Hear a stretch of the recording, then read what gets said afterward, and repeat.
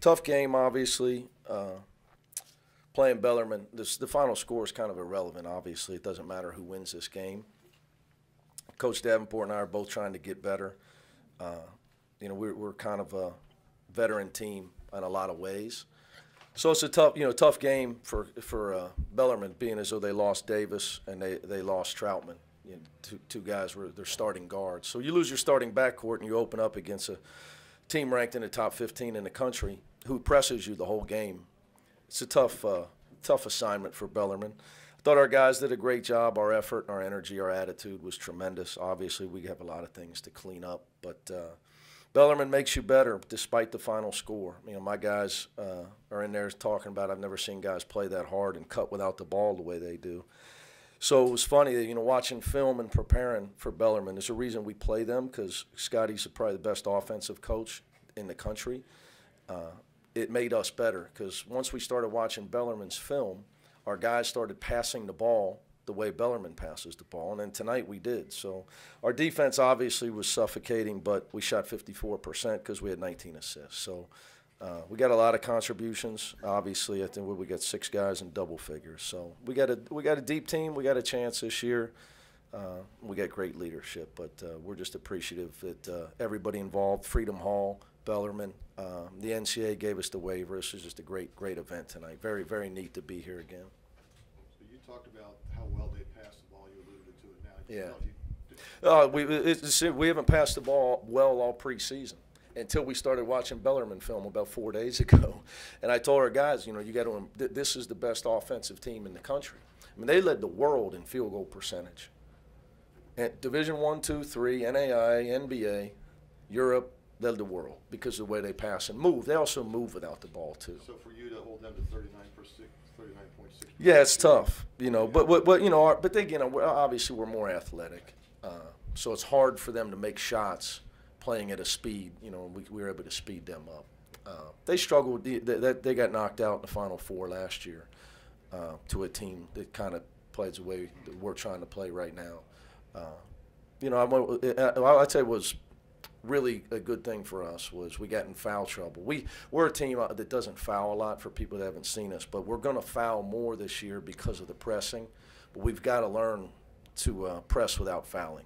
You're going to get some, but I thought they cut so hard that you're late helping, and they put fouls on you. So you got to give them credit for a lot of that. They're hard to deal with the way they move without the ball. But our passing was tremendous. Niger Brooks looks like a different player. Obviously he's playing against a guy 4 inches shorter than him. So, Nasir, I told you, though, well, that's right. You were on, yeah. Where were you at again? Notre Dame. Yeah, while you were at the Notre Dame football game, and we had a scrimmage,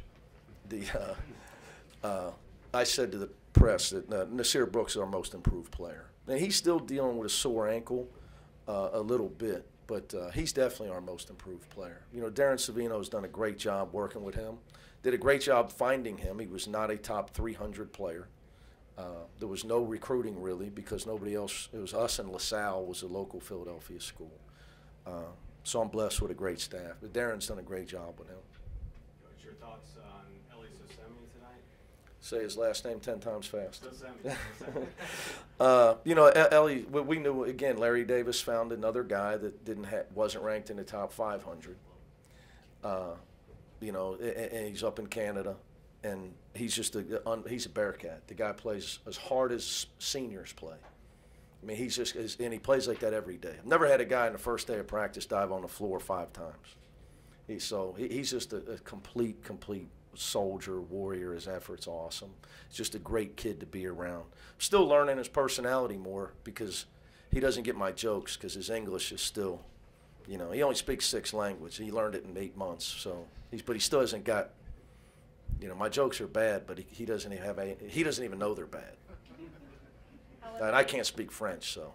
How was it being back in Louisville? Oh, it was awesome. So I saw a lot of friends. So some of them are already at the Breeders' Cup, but I saw, saw a lot of my old friends came out tonight. Kenny Klein was here. A lot of people like that. So I think Fred's working too hard. I'm worried David's practicing the cards too hard. So I didn't get to see Fred Hina, but it was awesome being here. Coach, I know you mentioned your depth, but 11 guys getting double-digit minutes tonight. I'm hoping. I mean, if you're going to play that style that we try to play, we practiced it since last April with our speed of our 2-point guards. We really have two. We have 2 starters at the point. I've tried the biggest adjustments to get Kyle Washington and Gary Clark running. Because they're not used to it. So the guys off the bench are all. I mean, it's easy for like Trey Scott and those guys. I mean, they can run all day. So I think that's a big adjustment. But you really don't know how deep you are until you play somebody that is good enough talent-wise to beat you. So we're going to get plenty of that early if you've seen our schedule. So you know, whether it happens, it's going to happen. At some point in December, we play UCLA. Or we play Xavier, Florida, Mississippi State, UCLA in a row, and you know, we go to a tournament in November as well. Did you see the preseason poll today? Which one? AAP. No. Where are we at? 12th. That's great. It doesn't matter. All that matters is what the committee thinks on Selection Sunday. That's really, everything else doesn't matter. It's fun for everybody. You know, and it's great. I think I kid, but it is good for your players to get recognized. That's really my concern. You know, I've been fortunate in my career, but it's good for my players to get a chance to get some recognition. So, you know, we sometimes weren't under the radar until we have to start winning, and then we get ranked. We usually start unranked. So, but you know, it's good for the guys. I just got to make sure that they don't start believing it, because it really doesn't matter. Nick, a lot has changed around here in the last month and a half. Your thoughts on kind of what has all happened at Louisville? Just sad, you know, to sum it up. Just very, very sad. So obviously, you know, I wouldn't be standing here if it wasn't for Rick Pitino. So sad. Hey, when you think of Louisville basketball, not the university, but the city, talk about Scotty's role. Scotty's the man. And what that, in his role in what Louisville basketball is, the past, the Dirt Bowl. I feel bad because, you know, I should have let him get a W tonight. You know, but I told him, I mean, I haven't been in the Final Four. The guy goes like every other year, so. You know, but, I mean, the guy's awesome. I mean, Scotty Davenport is Louisville, period. So I don't think he should be coaching at Bellarmine, though. I mean, how he's not a Division I coach, if you look at Bellarmine, what he's done for people that know Bellarmine now because of their basketball. You know, he's everything that you would want in a coach, because not only does he wins the right way, he's also a tremendous ambassador for your university. So how he's still at Bellarmine, I think people, you know, I don't know. I get guys on my staff should be head coaches. I don't know. You know, it's a world of search firms and hot. This guy's hot. You know, I guess Scotty's not known as a recruiter, but he must recruit pretty good during the Final Four every year, the Elite Eight. So, but he probably belongs here.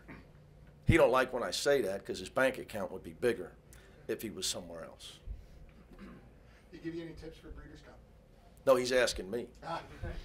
He's asking me. So, and I have text from Coach Pitino already. I said, I got to play Scotty first.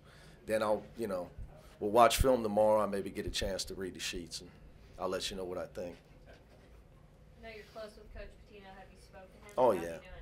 He's hurting.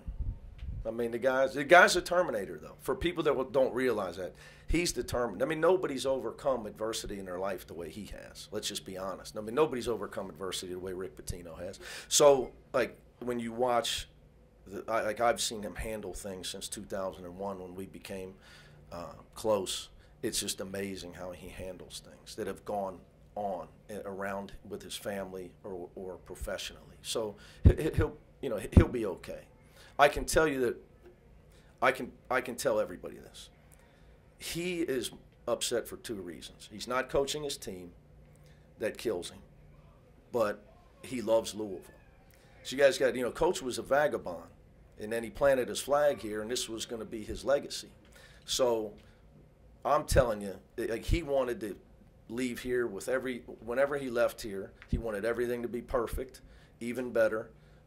And leave it on those terms. You got better dorms, you got better arena, you got a better practice facility. We've done great. He wanted to fix everything that had gone on with the current probation, and go on another run and leave out on a high note because he feels an obligation. He's not going to say it, but I'm going to tell you, the guy feels an obligation to the community.